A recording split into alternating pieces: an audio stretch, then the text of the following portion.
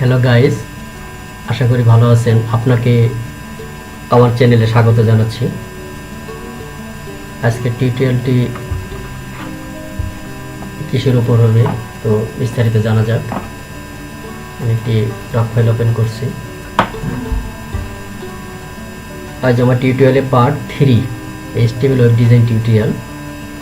এতে গত দুটো ডেসক্রিপশন আর প্র্যাকটিক্যাল একটি সামান্য একটি কোড লিখেছি। HTML ট্যাগ H1 থেকে 6 পর্যন্ত প্যারাগ্রাফ ট্যাগ ইউজ করেছি। তো মূলত যেটি সমস্যা হচ্ছিল যে ওয়েব পেজকে সাজানো হয় CSS দিয়ে সুন্দর করে সাইটকে সাজানো যায়, লেখাকে এদিক সেদিক, যেখানে কালার দরকার কালার দেওয়া যায়, ব্যাকগ্রাউন্ড। তো এগুলো মূলত কিছু সমস্যা আছে। তো এই জন্য আমাদেরকে পাশাপাশি CSS অর্থাৎ CSS মিনিং হলো ক্যাসকেডিং স্টাইল শিটস, এই বিষয়গুলো জানতে হবে। তো আজ আমি CSS এর উপর আলাপ আলোচনা করব। তো চলুন W3 স্কুলসে যাওয়া যাক। W3 schools. CSS না হলে আমরা ওয়েব পেজকে দৃষ্টিনন্দিত করতে পারবো না, সাজাতে পারবো না। সব আমার লেখা সেন্টেন্সগুলো সব কিছু এলোমেলো হয়ে যাবে, এদিক সেদিক চলে যাবে। আর CSS জানা থাকলে আমি খুব সুন্দর করে উপস্থাপন করার চেষ্টা করব, খুব সহজ সরলভাবে, যাতে আমরা সেগুলো প্র্যাকটিস করে ভালোভাবে শিখতে পারি। আমি W3 স্কুলসের উপর অনেক প্র্যাকটিস করেছি। আমি আপওয়ার্কে কাজ করি ফ্রিল্যান্সার হিসেবে। তো CSS টিউটোরিয়াল। CSS দেখুন এখানে টেক্সট আছে। CSS is a language that describe the style of HTML document.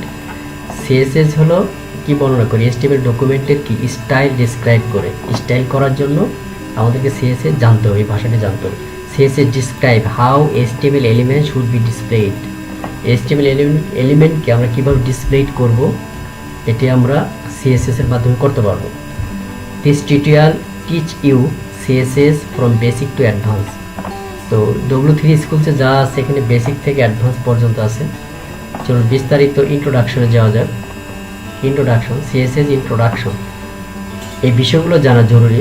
শুধু কোডিং লেভেল জানলে হবে না, CSSটা কি, HTML কি, এই বেসিক ধারণারও থাকা উচিত। CSS stands for Cascading Style Sheets. CSS Cascading Style Sheet. CSS meaning CSS describe how HTML elements are to be displayed on screen, paper, in other media. CSS দিয়ে আমরা HTML এলিমেন্টকে সুন্দর করে উপস্থাপন করতে, দৃষ্টিনন্দিত করতে পারবো সাইটে। CSS ফাইলকে CSS saves a lot of time. সত্যি CSS অনেক টাইম সেভ করবে। It can control the layout of multiple web pages all at once. CSS lot of time save করে এই কারণে, কারণ আপনার সাইটে অনেকগুলো থাকবে, মাল্টিপল পেজে লেআউট থাকবে, কিন্তু আপনি তার একটা দুটো ফাইলের মাধ্যমে সুন্দর করে আমরা উপস্থাপন করতে পারবো, সাজাতে পারবো, কন্ট্রোল করতে পারবো। এক্সটার্নাল স্টাইল শিটস আর স্টোর ইন CSS ফাইল। এক্সটার্নাল স্টোরেজ শিট যেটা, সেগুলোই CSS ফাইলে স্টোর করা হয়।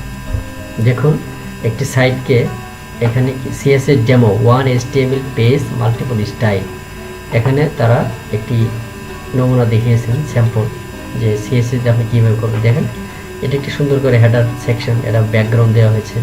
এখানে আরেকটা, এটা আপনার উপরেটায় welcome to my web home page, welcome to my home page. এটি নিশ্চয়ই H1 ট্যাগ ব্যবহার করছে, যেটি গত ক্লাসে আমি দেখিয়েছি। এখানে দেখুন দুটো সাইড বার আছে, এখানে একটা, মাঝখানে কন্টেন্ট আছে। তো এই কাজগুলো করতে হলে আপনাকে CSS অবশ্যই জানতে হবে, আর প্র্যাকটিস করার মধ্যে খুবই সহজসাধ্য হয়ে উঠবে CSS জানার ব্যাপারে। এই যে একটি ফুটার সেকশন আছে, তো এই কাজগুলো, এই সেকশনগুলো ডিভিশন করতে গেলে আপনাকে CSS জানতে হবে সুন্দর করে, যেখানে কালার, ফন্ট সাইজ কীভাবে দিবেন, ফন্টে কালার কীভাবে দিবেন, কীরকম হবে। তো এই বিষয়গুলো আমরা CSS এর মাধ্যমে করতে পারবো, সহজে হ্যান্ডেল করতে পারবো। Why CSS? CSS is used to define styles for your web page. Web পেজে স্টাইল ডিফাইন করে CSS, include design, layout, variation to display, বিভিন্ন ডিভাইসে ডিসপ্লে করার জন্য, ভেরিয়েশন আনার জন্য, স্ক্রিন সাইজ এটি কন্ট্রোল করার জন্য, আনার জন্য আপনাকে CSS জানতে হবে। যেমন দেখেন এন্ড কি বলছে সিএসএস এক্সাম্পল, তার একটা এক্সাম্পল দিয়েছে যে body background colour light blue, H1 colour white, text align centre, P paragraph, font family Verdana, font size 20। এটি ট্রাইট ইউর সেল এক্সাম্পলটা এখান থেকে আমরা দেখে নিচ্ছি। দেখুন এখানে কি লিখেছে যে H1 my first CSS example, H1 এর colour white, text align centre. তো এই কাজগুলো করতে গেলে আপনি আমাকে সিএসএসটা ভালো করে জানতে হবে, সিএসএস এর মাধ্যমে এটি সম্ভব। ব্যাকগ্রাউন্ড দেখেন লাইট ব্লু, বডি হেডিং এর ভিতর লেখা আছে এটি body background colour light blue. Paragraph font family Verdana, font size 20। হলো paragraph.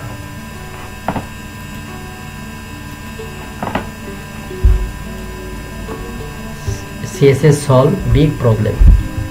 HTML was never intended to contain text formatting a web page. HTML was created to describe the content of web page. HTML মূলত content describe করে, যেমন H1 this is a heading, paragraph p tag দিয়ে ব্যবহার করা হয়, start tag, closing tag, opening tag, closing tag. When text like font, color attribute, HTML তো started nightmare for web developer developing large pages, সেগুলো আমাদের খুব একটা দরকার না। CSS saves lots of time। তো সিনট্যাক্সটা সম্পর্কে আজকে আমরা জানতে পারি, CSS সিনট্যাক্সটা কি হবে। নেক্সট ডে থেকে আমরা আমাদের HTML ওয়েব ডিজাইনের পাশাপাশি যে কোডিংগুলো লাগবে CSS মূলত আমরা সেগুলো ব্যবহার করে যাব, তাহলে আমাদের জন্য সহজ হবে, ডে বাই ডে ব্যবহার করে দেবো, সহজ হবে। আমার এখানে অনেকগুলি পর্ব থাকে, ছোট ছোট করে আমি চেষ্টা করব বোঝানোর জন্য, আর আপনারা বারবার এগুলো প্র্যাকটিস করবেন। আর আমার এই টিউটোরিয়ালটি মূলত যারা একেবারে নতুন তাদের জন্য মূলত এটি করা। CSS সিনট্যাক্স দেখেন, CSS rule set consist of selector and declaration block. H1 আমি গত টিউটোরিয়ালে দেখিয়েছি যে H1 ট্যাগের ব্যবহার, H1 থেকে H6 পর্যন্ত দেখিয়েছি, তারপর প্যারাগ্রাফ দেখিয়েছি। সো এই ট্যাগগুলোকে এখানে CSS আমরা যখন কোডিং করব, H1 প্যারাগ্রাফ, তো H2 H6 H5 এটি হলো সিলেক্টর, এটিকে ধরতে হবে আমাদের সিলেক্টর। এখন CSS আছেন, সাপোজ H1 এ আমি কালার দেব, কালারকে বলা হয় প্রপার্টি। H1 দিয়ে এখানে আপনার সেকেন্ড ব্র্যাকেট থাকবে, সেকেন্ড ব্র্যাকেট ক্লোজ, তার ভিতরে আমরা কোডগুলো লিখব, নিচে লিখতে হবে, আমি লিখবো তখন দেখাবো কিভাবে কোডগুলো লিখতে হবে। H1 এর কালার প্রপার্টিজ, কালার হলো ব্লু, ডিক্লারেশন, এগুলো হলো ডিক্লারেশন। আবার ডিক্লারেশন সাপোজ আপনি H1 এ ফন্ট সাইজ বড় করবেন, তাহলে কি ফন্ট সাইজ সেমিকোলন ইউজ করে font size 12, 15 as you wish, আপনার যা দরকার সেই হিসেবে দিতে পারবেন। ফন্ট সাইজ এটি হলো প্রপার্টিজ, কালার প্রপার্টি, ব্লু হলো ভ্যালু, ফন্ট সাইজের ভ্যালু কি 12 পিক্সেল, px হলো পিক্সেল, এটি হলো value. This selector point the HTML element you want to style. Describe block contains one or more declaration separated by the semicolon. এখানে একাধিক আরও হতে পারে এরকম করে ডিক্লারেশন, কিন্তু আমরা কমা দিয়ে সেমিকোলন দিয়ে সেপারেট করতে হবে, বাট সেকেন্ড ব্র্যাকেট শুরুতে আর লাস্টে থাকবে, মাঝখানে একাধিক অনেকগুলো ব্লক আমরা ইউজ করব, সেপারেট করব ক্লোন দিয়ে, properties name value. Multiple CSS declaration are separated with semicolons. Declaration blocks are surrounded by curly brackets. Curly brace হলো এই দুটোকে curly brace বলা হয়, এই সেকেন্ড ব্র্যাকেট দুটোকে। যেমন এখানে দেখেন, in this example all p elements will be centered, aligned আপনার with a red text color। আমরা কন্টেন্ট লিখবো paragraph tag p tag use করে। সো আমার এই কন্টেন্টটা আমরা চাচ্ছি যে রেড হবে, আর টেক্সট অ্যালাইনটা কি হবে, সেন্টার হবে, টেক্সট অ্যালাইন সেন্টার হবে।